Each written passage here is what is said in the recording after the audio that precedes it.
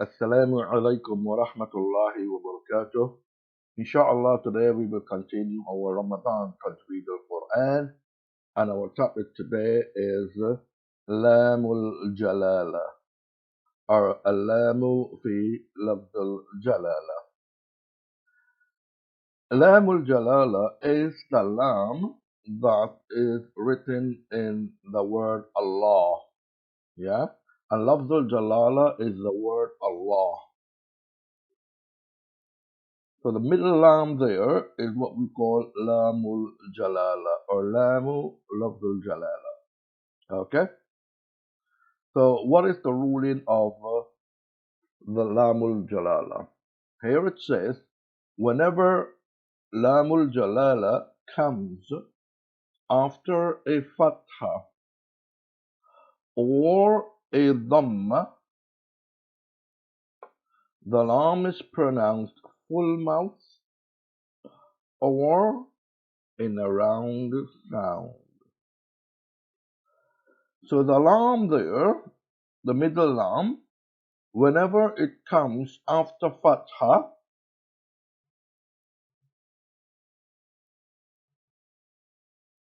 you see the waw has a fatha, and the lam comes after fatha, or a dhamma,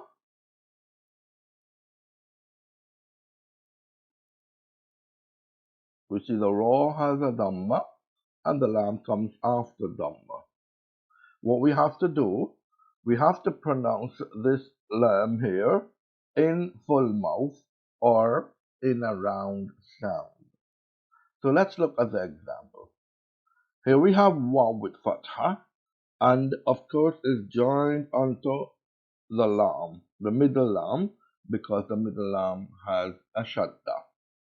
And when we recite it, it would be Huwallahu, Huwallahu.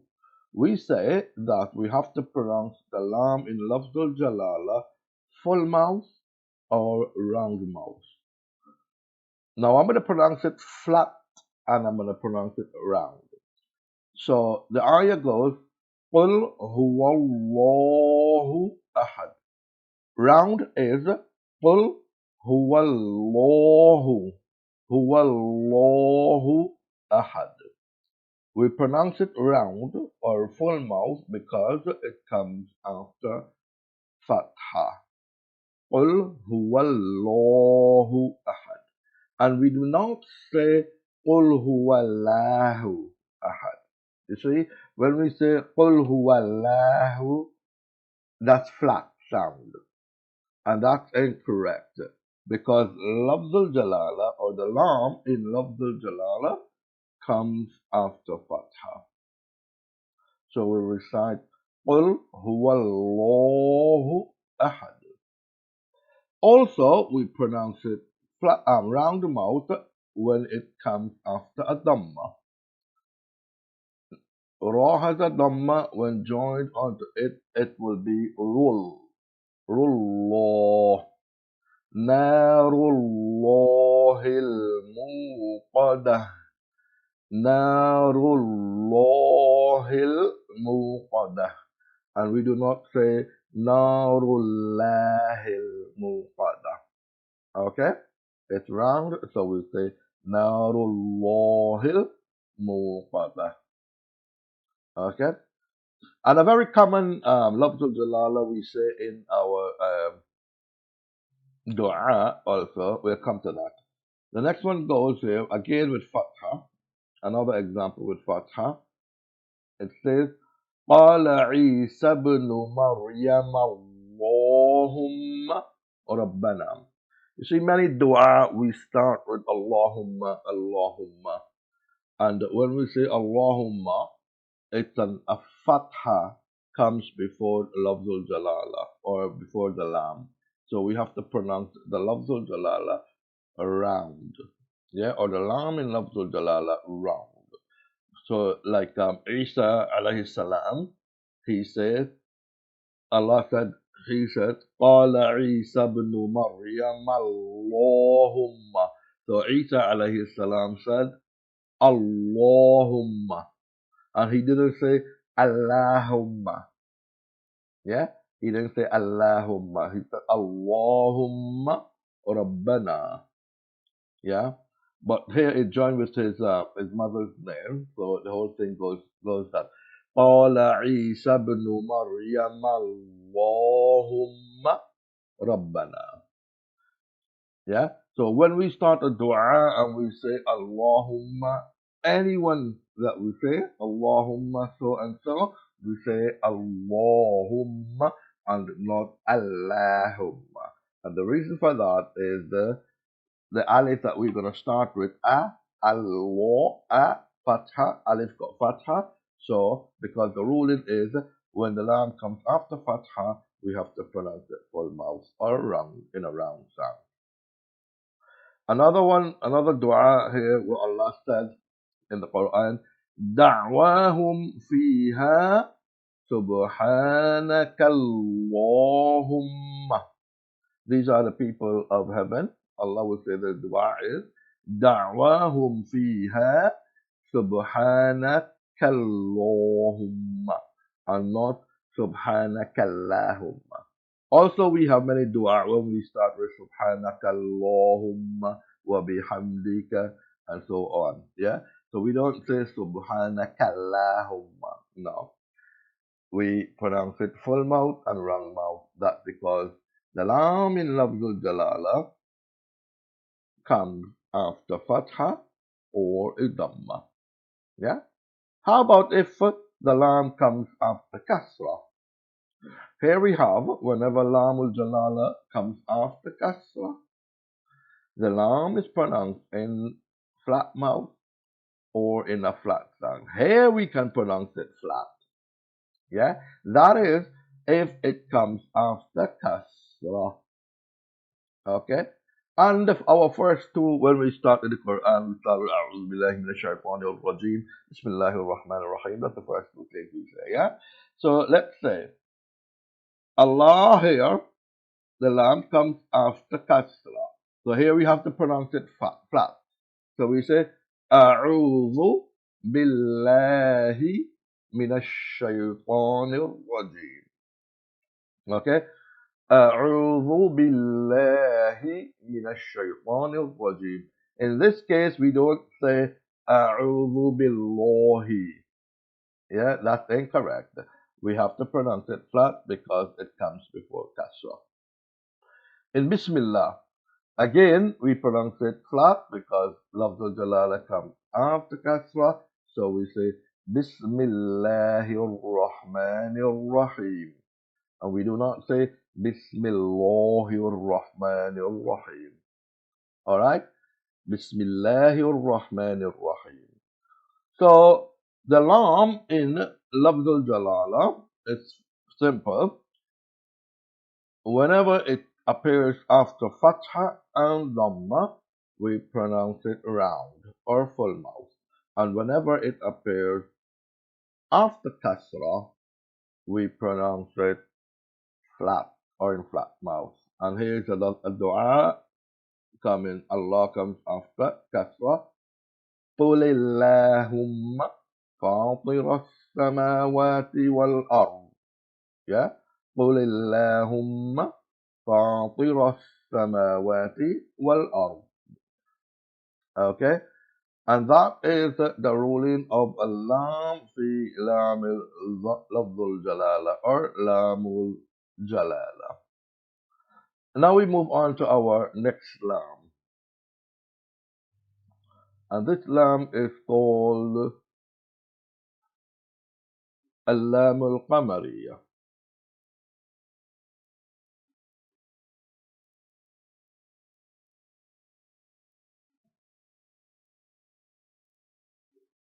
Laamul Qamariyyah.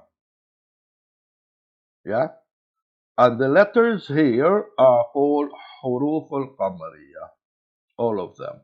And they are Alif, Ba, Jim, Ha, Kha, Ain, Ghain, Fa, Qaf, Kaf, Mim, Waw, Ha, and Ya. Yeah? These are called Al-Huruf al-Qamariyyah, Al-Huruf al-Qamariyyah. And the Lam that we're going to look at is called Al-Laamul Qamariyyah.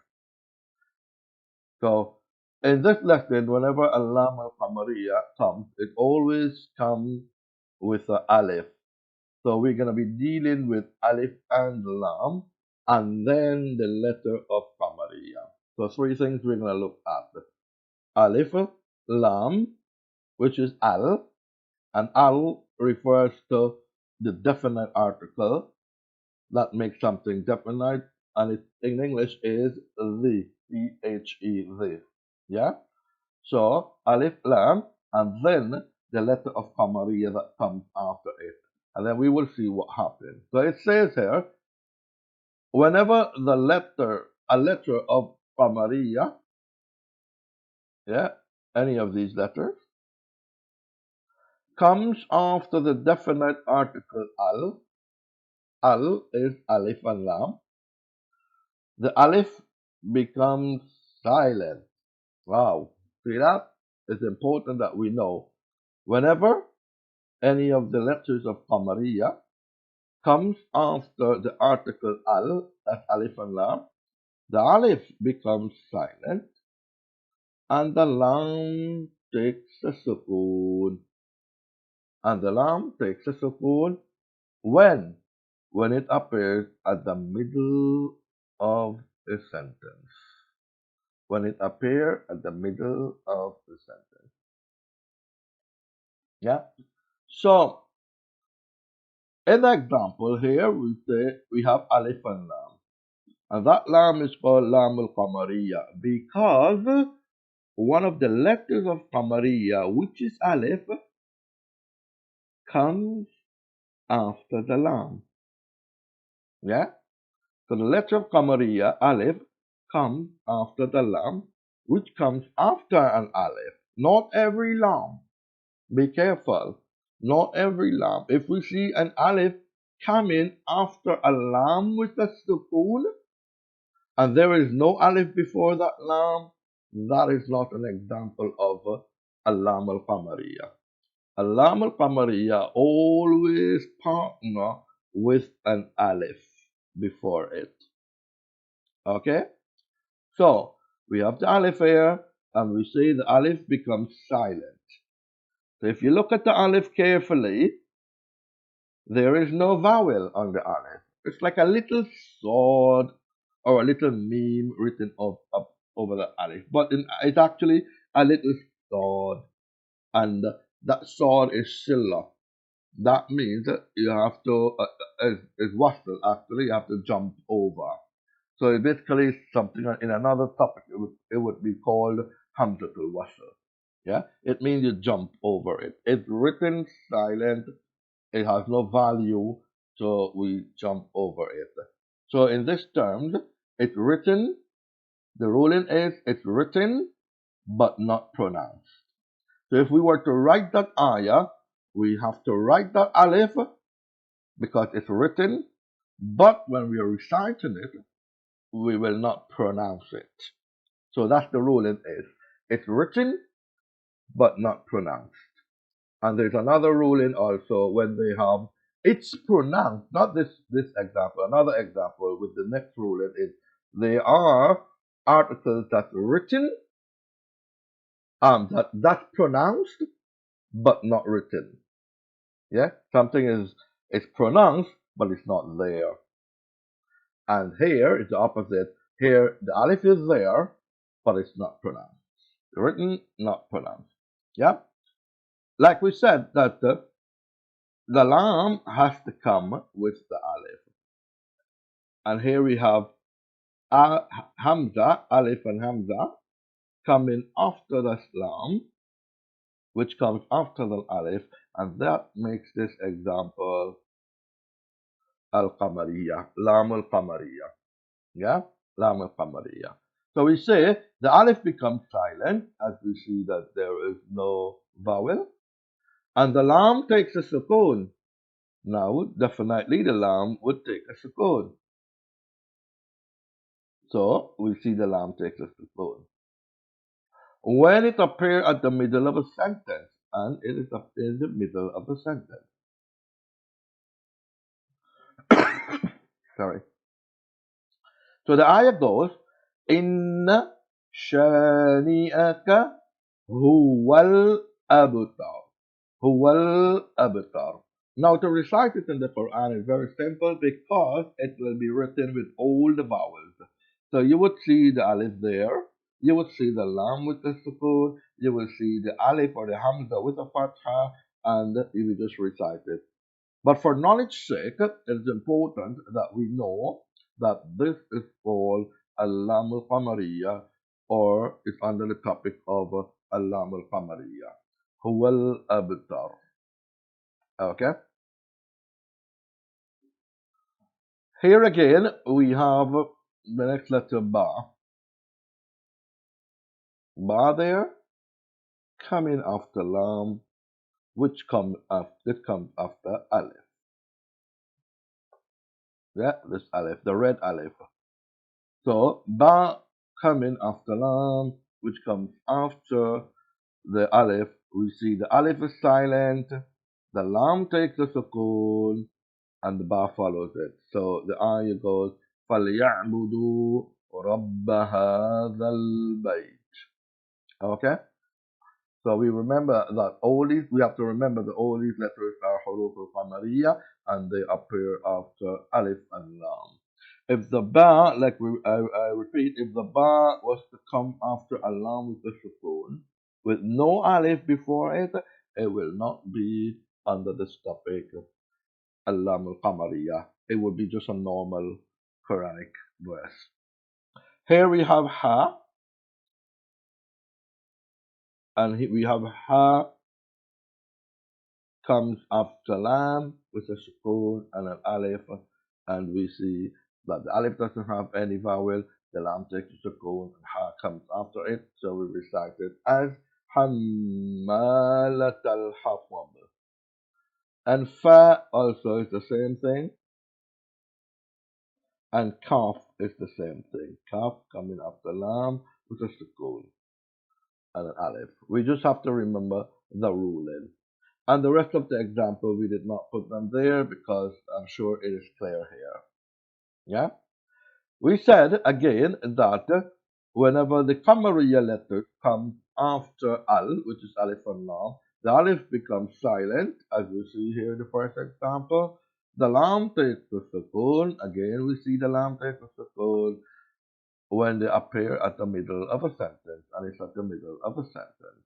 We also said that if these letters appear after a lam with a sukoon, which does not have an alif before it, then that is not a lam al-qamariyah. Now, what if the alif is written, what if, yeah, it comes at the beginning of a word? Here we have the same word, we're using it back, but we place it at the beginning of a sentence. We're going to start. The alif here doesn't have a vowel, but we are at the beginning of a sentence, and we have to have a vowel. The first letter has to have a vowel in any Quranic ayah or any Arabic sentence that we're going to use to start. The first letter has to have a vowel. That's the beginning letter. That letter has to have a vowel to start the sentence. Yeah. So what happened there now? If the example, the Lam al-Qamariyyah comes at the beginning of the sentence, what it says here, the alif is written as silent. Like I said, it's written as silent. It's written just like that, but it is pronounced with fatha when it appears at the beginning of a sentence.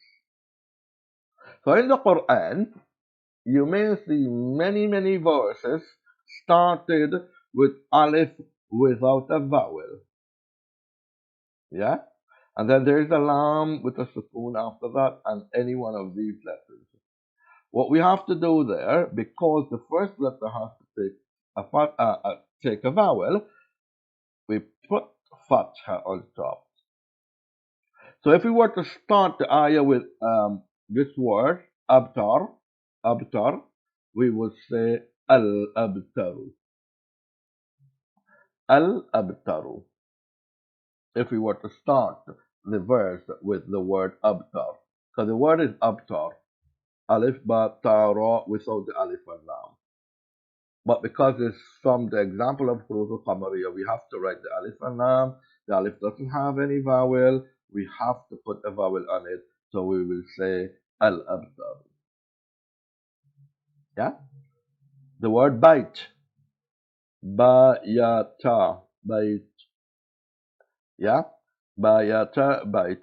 If we want to start the sentence with it as the bait, al-bait, we put a alif on the a fatha on the alif, and it becomes al-baytu. Yeah, al-baytu means the house in English.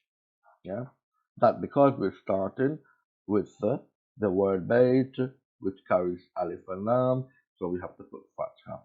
And that goes for the same example. Yeah, hammalat al-hatab, hatabu, we place fatha on the alif, as we can see there. So this becomes al-hatabu. And falaq also in Surah Al-Falaq, it goes قُلْ أَعُوذُ بِرَبِّ الْفَلَقِ. We want to start the word with falaq, so we put fatha on the alif and it becomes al-falaqu. Al-falaqu, and al-kawthar is also the same, al-kawthar. So to recap, this lesson is whenever any of these letters, we have to remember them, we have to memorize them. Whenever any of these letters comes after alif and lam, okay, that's a very important point to remember. Coming after alif and lam, the alif is written but it's silent, yeah. The lam takes a sukoon when it appears at the middle of a sentence, okay. When it starts the sentence, the alif is written as silent, yeah, it's written as silent, but it's pronounced with fatha, like this one, when it appears at the beginning of a sentence. All right? In the Quran, we will not see these examples. You will not see the alif with the fatha or any other vowel. You will see it like this.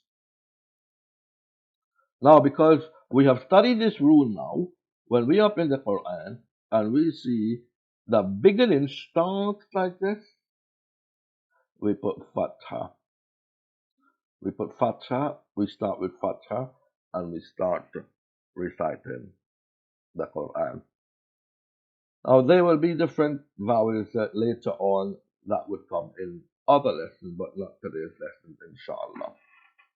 And that brings us to the end of this Laam, which is called Laamul Qamariyyah. Now, we will look at the last Laam, which is called Laamul Shamsiyyah.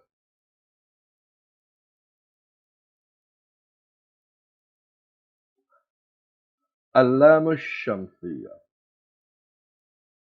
And Laamul Shamsiyyah, yeah, has its own letters. The rest of the letters, the one that we saw before, they're not here. These are the rest of the letters, which are ta, sa, dal, zal, ra, zai, sin, shin, sod, dod, pa, wa, lam, and noon. Yeah? These are the remaining letters. So what the ruling says? It says here, whenever any letter of Shamsiyah comes after the definite article. Again, we are talking about alif and lam. Yeah? When they appear after alif and lam, now what happened? The alif and lam become silent. Both of them become silent.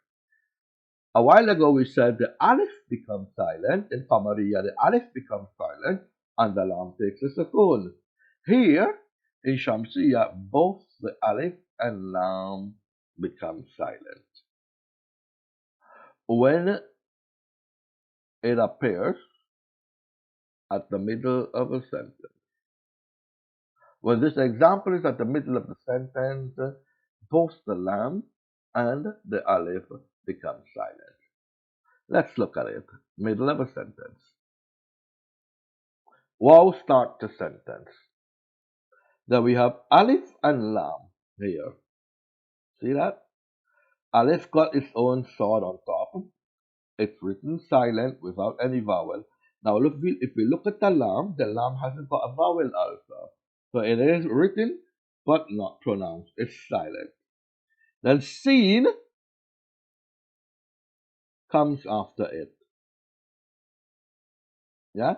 So seen coming after lam, which has no vowel, which comes after alif, which has no vowel. So that is the perfect example of Allam Shamsiyah.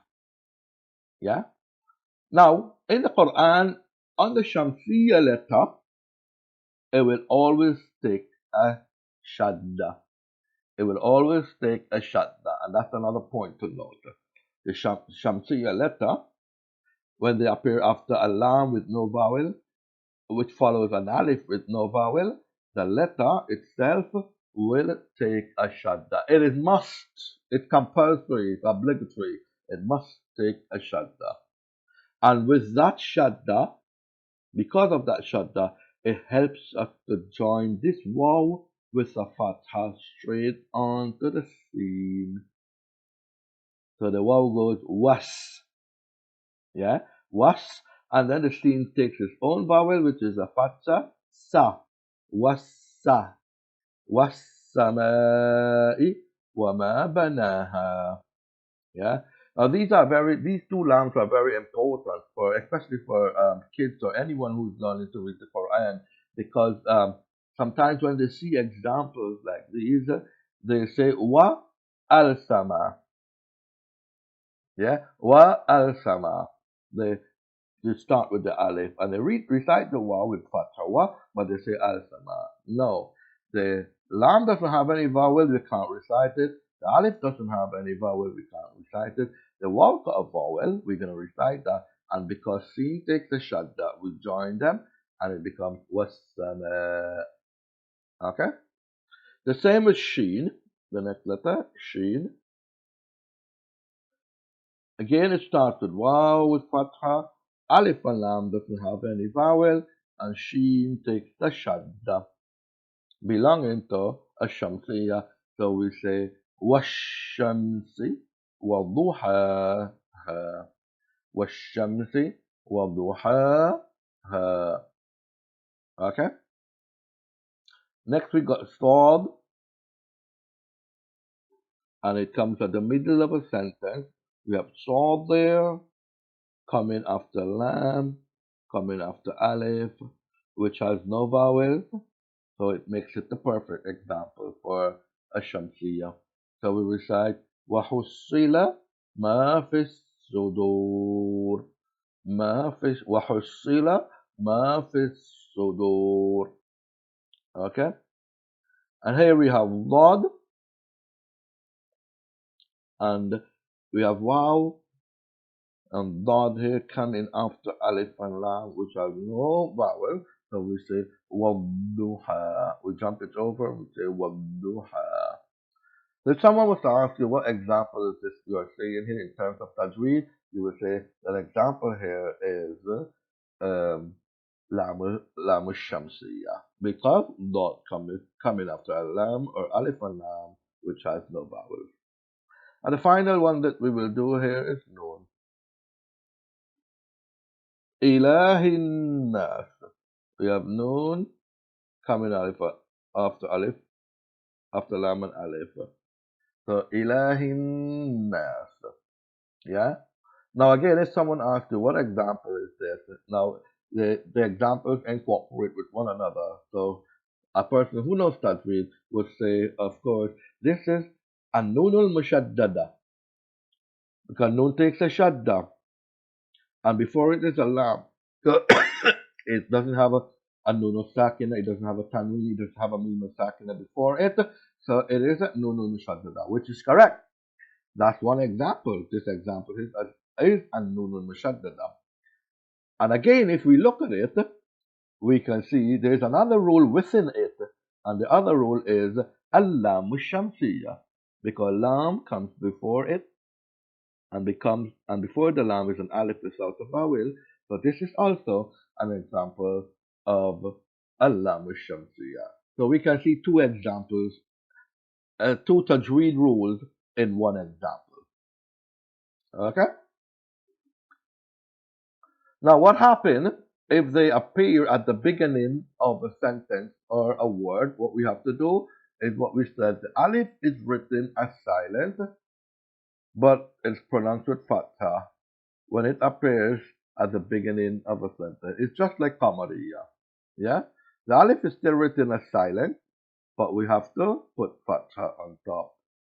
And now it becomes as-sama'u or ash-shamsu or as-suduru or ad-duha or an-nasu. Yeah? So in Shamsiyah, whenever any of these letters come after Alif and Lam, the Lam and Alif become silent, as we see here. Silent, no vowel. Yeah, when it appears at the middle of a sentence. And of course, the Shamsiyah letter would take Ashadda when they appear at the beginning of a sentence or a beginning of a word. They will be written as alif without any vowel, but we place fatha on top of the alif to give it a vowel so we can start the sound. Yeah? Or we can start the sentence. And this brings us to the end of our lesson, Ahkaamul Laam. When Ahkaamul Laam, the first one was Laamul Lafdhul Jalaalah, and we said whenever the Laam in Lafdhul Jalaalah comes after Fatha or a Dhamma, we pronounce it full mouth, like Qul Huwallahu Ahad, Narullahi, and when they appear at the after a Kasra, we pronounce it flat mouth. We say قل أعوذ بالله من الشيطان الرجيم بسم الله الرحمن الرحيم. And Al-Qamariyyah, when they appear after Alif and Lam, the Alif becomes silent and the Lam takes a sukoon. And when we start the word with Qamariyyah letter, we write the Alif is silent and we place a vowel upon it to start the sentence. And a Shamsiyah, when the letter appears at the after Alif and Lam, both Alif and Lam are silent. To start it again, we place a fatha or a vowel on top of the alif. And this brings us to the end of our lesson, Ahkaamul Laam. Jazaakumullaahu Khairan. Wassalamu alaikum wa rahmatullahi wa barakatuh.